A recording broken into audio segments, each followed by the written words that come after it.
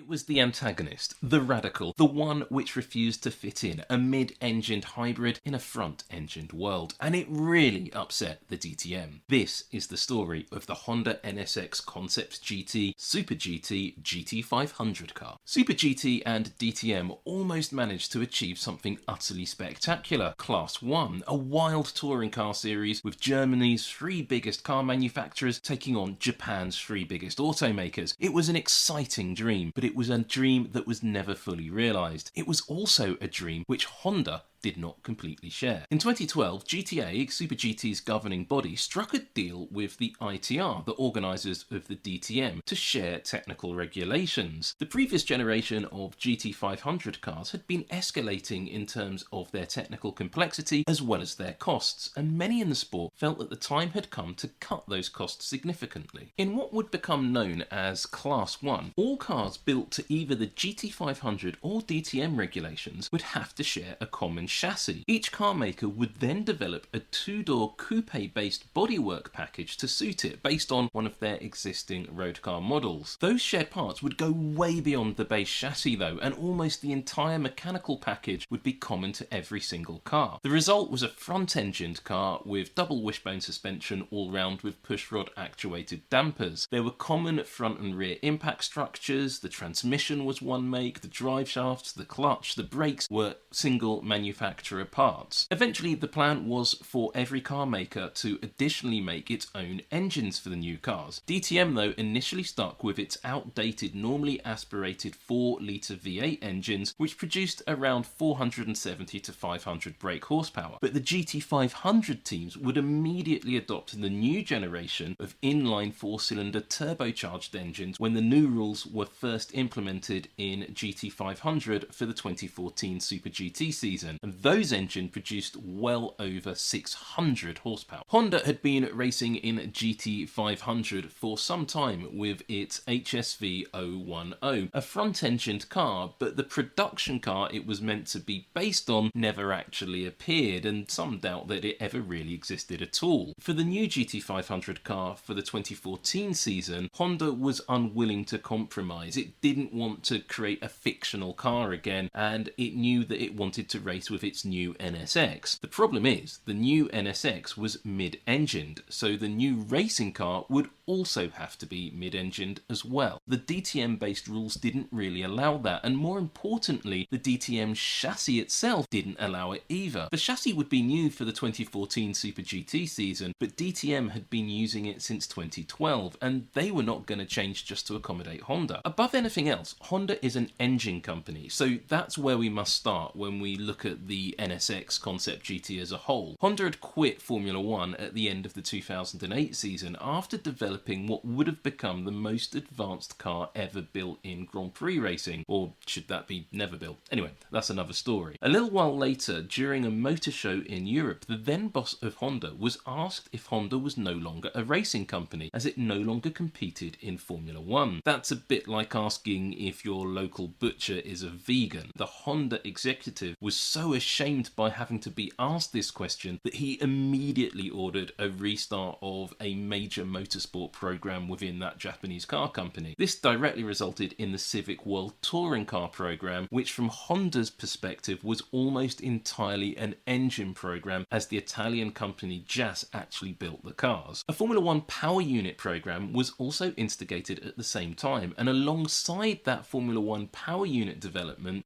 of the new GT500 engine began. The new DTM and GT500 engine regulations were called NRE, short for Next Racing Engine, and they were loosely based on the global race engine concept. The rules called for the engines to be turbocharged 2-litre inline 4-cylinder designs featuring direct injection. The engines would also be fuel flow limited, just like in LMP1 and indeed Formula 1. Indeed, the fuel flow limit of the NRE engines was initially exactly the same as Formula 1, 100 kilograms per hour. Having a fuel flow limit means that an engine makes its performance by increasing efficiency efficiency, as is the case in Formula 1 and LMP1. We'll come back to that. The engine itself was allowed to have 88mm bores, plus or minus 2mm, and the length could be no more than 500mm total. The overall engine minimum weight was 85 kilograms. If you're not really following these numbers, then essentially this engine was not that much different to what an F1 engine would be if it were a 4-cylinder design rather than a V6. The NRE was 400cc bigger, but overall the concept was pretty much the same. Actually, the combustion chambers were so similar between the prototype GT500 Honda engine and the Formula 1 V6 that they were developing at the same time that both engines shared the same single-cylinder test bench engine concept and actually the overall combustion chamber concept. Other than the overall capacity and the number of cylinders, the big difference between the two combustion chambers was that the GT500 engine was restricted to using whatever fuel was on sale at the track Super GT happened to be racing at, while the fuel in Formula 1 was specifically developed for the Honda V6. Apparently, Honda engineers put some of the 2014 or 2015 F1 fuel in the GT500 engine at one point on the test bench, and it produced an awful lot more power than the Honda F1 V6. Ultimately though, it seemed as if Honda was a little bit overstretched in its engine development department because it was doing the Formula 1 power unit, the World Touring Car engine, the GT500 engine, and a Super Formula specific variant of that GT500 as well. And they all seemed to struggle a bit when the 2014 season got underway, and that carried on into 2015 famously with the Formula 1 power unit as well as in 2016. It's fair to say though that they got it sorted, and how they did that, well, we're going to come back to that. The resulting engine for Honda was called the Honda HR414E. HR simply meaning Honda Racing. The first 4 in the name was the number of cylinders, and 14 was the year of its introduction, and E, well, simply means engine. The location of this new engine in the GT500 car, though, remained a massive problem for Honda. Mounting it midships just didn't work with the DTM chassis, even if Honda could convince Super GT organisers GTA to let them build a mid-engine car. You couldn't do it with the DTM parts. That's because the DTM common chassis had been designed exclusively for front-engined rear-wheel drive, but Honda really wanted to race the NSX. It hadn't got any other suitable models. This all meant that the DTM monocoque simply wouldn't work for the mid-engined NSX.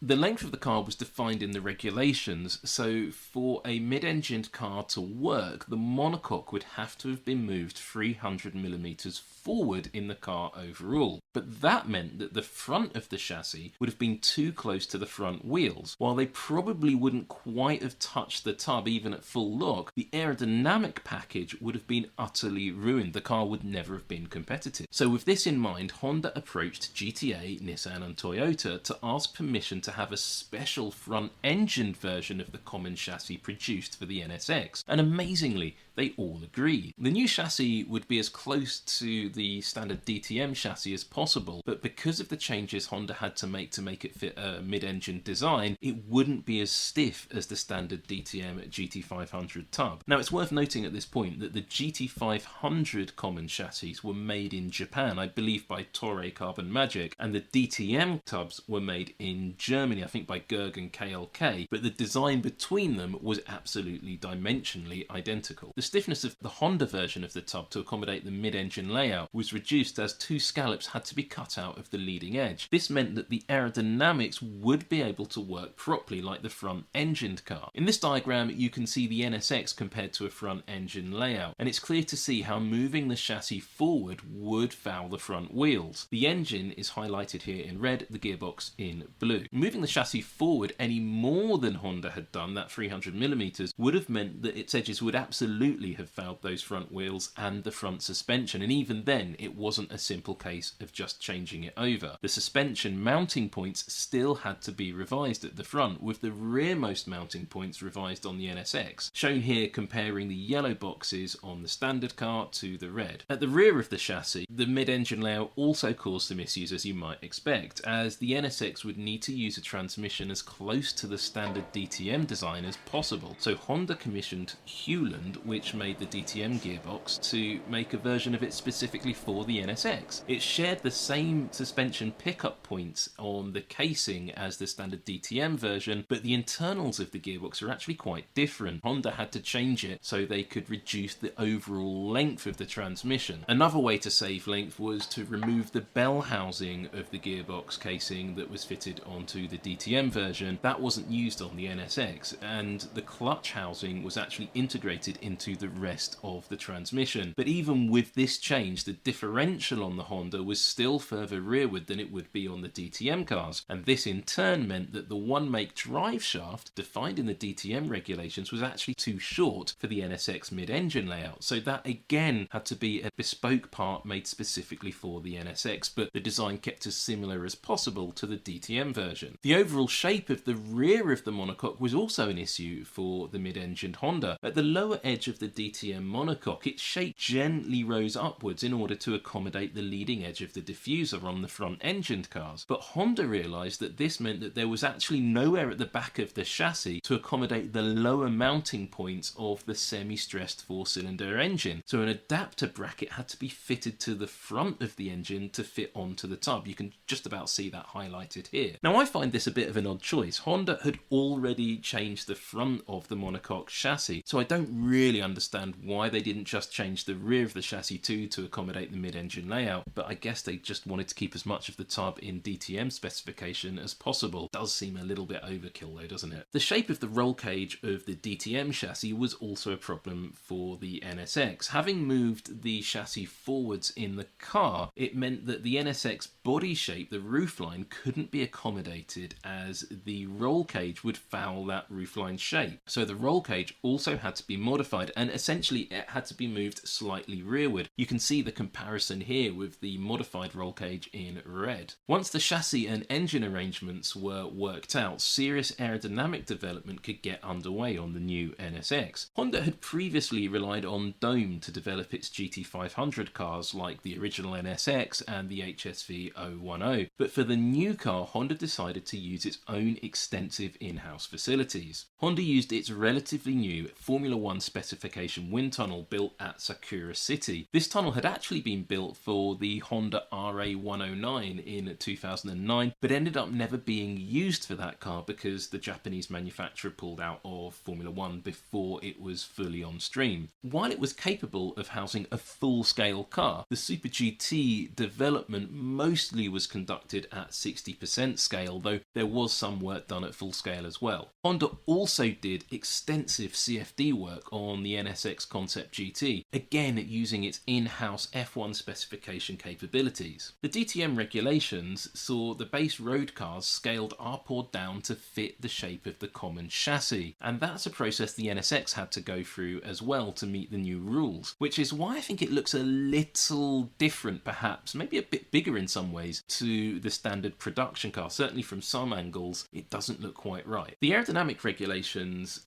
were shared between Super GT and DTM, and they aim to get rid of a lot of small, fragile aerodynamic devices, and the overall floor shape of the car was pretty much common to all designs. In addition, looking at the car from the side, there was a sort of imaginary line along the bodywork. Above this line, the basic car model shape had to be retained, and all aerodynamic development was essentially banned. The only things team could do was the bonnet or hood if you're in America, and the rear view mirrors. But below that line, aerodynamic devices could be developed. The rear wing would be identical on all cars, be they Super GT or DTM versions, but Super GT GT500 cars could use a special low drag wing at Fuji Speedway, but only Fuji Speedway, while the DTM teams later had a rather awkward DRS system which Super GT never had. Once the aerodynamic development was fairly mature, it was worked out that in the initial test specification, the NSX Concept GT actually had about 30% more downforce than the HSV 010 ever did. As the first test sessions got underway, it very quickly became clear that the prototype NSX Concept GT wasn't cooling very well. The engine intake was located in the right rear wheel arch, and the intake temperature was clearly too high. And that was not only overheating things under the bonnet, it was also costing engine performance. It was later found that hot air from the front mounted radiators was flowing out of the bonnet vents and into the engine and rear intakes. You can see that quite clearly in this CFD image after Honda had worked through exactly what was going on. Once this was worked out, there wasn't enough time to make significant changes to the layout of the car or even the overall car aerodynamic package, so a quick fix was made to the mirror housing to deflect some of the hot airflow from the radiator exit duct away from the engine intake, and that reduced the intake temperatures by about 7 degrees centigrade. A more permanent fix was made to the car in the 2015 season, and conventional rear view mirrors returned. But when the 2014 season started, it was still clear that even with this fix in place, the NSX was still suffering from some significant thermal issues. Heat damage under the rear bodywork was very common after races. The tail light covers, for example, would start melting, and wiring harnesses would start to burn out, and sensors were failing all over the place. In fact, it got so hot in the engine bay that Honda engineers began to worry that the drive-by-wire throttle system would actually shut down or switch into a limp mode during a race. These overheating issues were actually something of a big shock for the Honda engineers. While they understood the issue with the hot air coming out of the bonnet and into the side cooling ducts, this problem seemed a bit more serious, and it wasn't anything they'd seen in testing at all. In fact, the white painted development car had had none of these overheating problems, even though it did all of its testing in the heat of midsummer and did some monstrously long stints on track. Further investigation of that car, though, revealed the origin of the problem, and they discovered that the white test car was exactly that. It was a test car. It wasn't built as well as the final race cars were, and the panel gaps were slightly bigger. The bodywork just didn't fit together as well as it did on the final race cars. And those slightly larger panel gaps, that slightly rattly aroundy bodywork, that was all actually letting a bit of air in under the bodywork and helping to cool the car. So once Honda had improved the fit and finish of everything, they were keeping out some of that cooling airflow, and the cars all started to overheat. To try to reduce some of these thermal issues, a slit was added to the rear window of the NSX ahead of the fourth race of the 2014 season, and additionally the window material itself was changed from polycarbonate to a heat-resistant composite material. More significantly, the intercooler positioning and ducting was completely revised. Initially, the intercooler was fed by a duct on the nose, and the intercooler was mounted to the right-hand side of the engine, and it was fed by a through-car duct running to the right-hand side of the chassis. The new layout saw the cooler enlarged and mounted above the engine, and ducting now ran down both sides of the car. But this had a disadvantage of raising the overall centre of gravity height, the overall weight of the car, and it also increased aerodynamic drag. But even that new layout, for those reasons, wasn't ideal. Much later, for the 2018 season, the intercooler layout was again moved. This time, Honda decided to put it on the left-hand side of the engine, and it was then fed by a duct on the left-hand side of the nose. This was found to work a bit better than either of the previous iterations, and it also allowed Honda to improve ram air to the engine intake on the right-hand side of the car.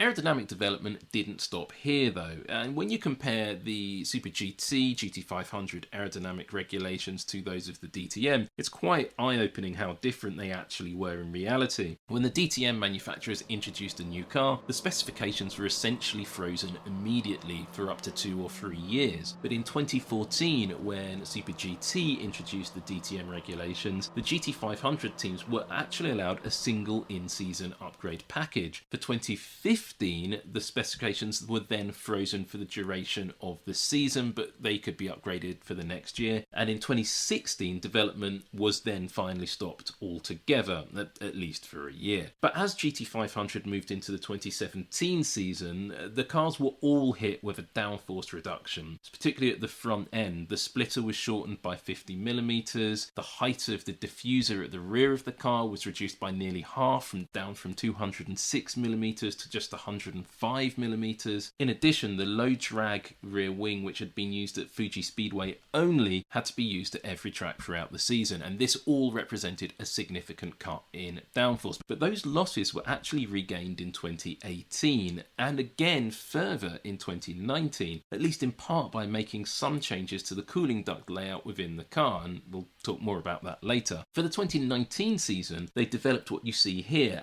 what they called a flick box, which they felt would further improve downforce. The front dive planes as well were twin element designs, with the upper element itself divided into 3 separate stepped parts with slits in between them. Furthermore, 3 bits that stick up were arranged above that. By this point, all of the downforce losses had been deleted and the car was back at the same aero performance it had been in for the 2015 season. But this downforce increase came with some significant problems. The drivers who tested the car fed back that it had become very unstable in crosswinds or when they were in the dirty air, the wake of a car in front. And this made the car really difficult and in some cases, in fact, even dangerous to drive. So as a result of this, Honda's high downforce package for the NSX was abandoned and it was never actually raced. And the 2018 specifications had to be used throughout the 2019 season. Going back to power units though, and the Honda did have a power unit, not just an engine, because it didn't only insist that the NSX GT 500 being mid-engined, it also insisted on it being a hybrid, as the road car was a hybrid. The hybrid system was permitted for use in Super GT, though the DTM teams were not keen on it, even though they originally designed the monocoque for DTM in 2012 to accommodate a hybrid system. Despite this, because the Honda NSX was mid-engined, installing the hybrid system into that DTM package, even with the modifications made, it was still a bit of a challenge. Honda had gained some real experience of racing a hybrid system in Super GT with the CRZ GT300, which had essentially been a thinly veiled testbed for the NSX. Have a look at the video we did on that car in the link on the screen now. Like the CRZ, the NSX hybrid system was actually supplied by British company Zytec, and it could directly trace its lineage back to the 2009 McLaren kinetic energy recovery system used in its F1 car that season. Compared to the system used on the CRZ, the GT500 version saw the motor power increased back up to the 60 kilowatt output of the original Formula 1 system. The layout of the hybrid system on the NSX differed to that of the CRZ as well. The MGU-K on both was actually mounted on the side of the transmission, something else that meant that Honda needed a different transmission casing from the DTM cars. The installation you see on screen right now is the CRZ, but the NSX was basically the same. Mounting the battery pack into the car was a bigger issue for Honda. On the CRZ, and indeed pretty much all sports racing cars with hybrid systems, the energy store the battery pack was mounted in the passenger footwell, but that layout wasn't possible on the NSX, as the fuel tank protrudes into this area of the car on the DTM monocoque, so the battery pack couldn't be put there and it had to be mounted in front of the tub. Now, one of the advantages of mounting the energy store, the battery pack, in the footwell is that it's fully inside the safety cell of the car, so it's largely protected from crashes. Mounting it in front of the tub obviously means that it's exposed to quite a lot of risk of impact, so Honda placed the original battery pack in a metal subframe which it then mounted to the front of the tub. However, in early tests with the white prototype car we've already shown you, it quickly became clear that this not only was too heavy, but it also totally messed up the weight distribution of the car. As a result of these tests, a new composite, almost mini monocoque chassis was eventually made to house the battery pack, and that was mounted in the same location. Overall, this was lighter and stiffer than the metal subframe, but the hybrid system still tipped the scales at 70 kilograms, more than 1 kilogram per kilowatt of total available performance. But it gets worse than that. Part of this weight came from the sheer length of the overall system. The battery cooler, for example, was mounted in the right front of the car's nose and it used its own dedicated coolant pump. But as the rest of the system was located towards the rear of the car, those components needed their own coolers and their own pump and of course their own cooling system.